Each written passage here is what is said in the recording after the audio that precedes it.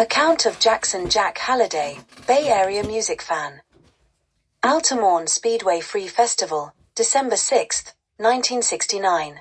I arrived at Altamont Speedway just after dawn, a sleeping bag slung over my shoulder and my girlfriend, Linda, trailing behind me with our packed sandwiches. The place already had an electric energy despite the biting chill in the air. The Rolling Stones were headlining a free concert, no less.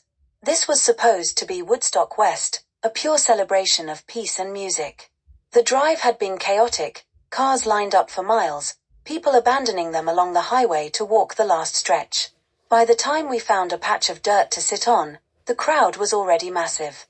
A sea of denim, tie-dye, and wild hair stretched toward the stage, which was hastily erected at the bottom of a slope. The setup struck me as odd.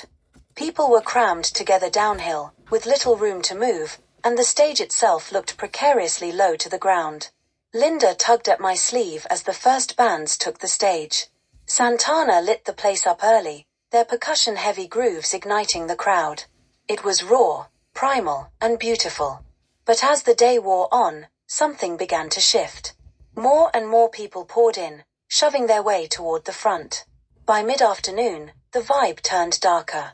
Fights were breaking out sporadically, nothing major at first, just arguments over space or someone stepping on someone else's blanket. But the tension was building. The Hells Angels were the supposed security for the event, and I couldn't believe what I was seeing. Instead of calming things down, they seemed to revel in the chaos, brandishing pool cues and drinking heavily. One biker swung his pool cue at a guy who'd stumbled too close to a bike. The man went down hard, and the angel just laughed. Linda clutched my arm, her face pale. The Grateful Dead were supposed to play next, but rumors swept through the crowd that they'd pulled out after hearing about the violence. Their absence cast a strange pall over the festival.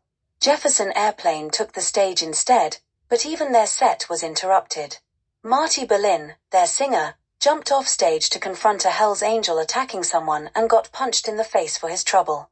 By the time the Rolling Stones finally went on after sundown, the crowd was on edge, like a powder keg waiting to blow. Mick Jagger strutted onto the stage in his red shirt and black leather jacket, his movements serpentine under the stage lights. The band launched into Jumpin' Jack Flash, and for a moment, the crowd seemed united, swaying and singing along. But as the set continued, the fights near the front became impossible to ignore. Linda and I had moved farther back, sensing the trouble brewing. From our spot, we could see flashes of violence rippling through the audience. People were screaming and pointing, and the angels seemed to be everywhere, swinging their pool cues with reckless abandon. The Stones tried to keep playing, but the tension was impossible to ignore. Then came Under My Thumb. That's when everything truly unraveled. I saw the commotion near the stage before I fully understood what was happening. A young black man in a green suit, later, I'd learn his name was Meredith Hunter, was arguing with some angels. He looked terrified, his movements frantic. Then I saw the flash of a gun in his hand. Before I could process it, an angel lunged at him, knife in hand. The scene was chaos, people screaming, bodies surging toward and away from the stage. Hunter went down, and it was over in seconds. The angels dragged his body away like he was nothing. Mick stopped singing, his face pale and stricken. People, brothers and sisters, he pleaded into the mic, why are we fighting? But it was too late. The magic of the music had dissolved into something ugly and violent. Linda was crying, clutching my arm as we pushed our way out of the crowd. I couldn't get the image of Hunter out of my head. The flashing knife, the sheer panic in his eyes. We didn't stay for the rest of the set. The Rolling Stones kept playing, as if music could somehow soothe the madness, but we couldn't bear it anymore. We trudged back to the car in silence, the euphoria of the morning replaced by a sickening dread.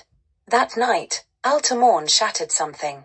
It wasn't just about one man dying, or even the chaos that consumed the crowd. It felt like the death of something larger, the dream of the 60s, the idea that music and love could rise above violence and hatred. When we got home, I turned on the radio. The DJ called Altamont the anti-Woodstock. He wasn't wrong. Even now, years later, I can still hear the screams in my head. Altamont wasn't just a concert, it was a wake-up call. The 60s were over, and nothing would ever be the same again. He wasn't wrong.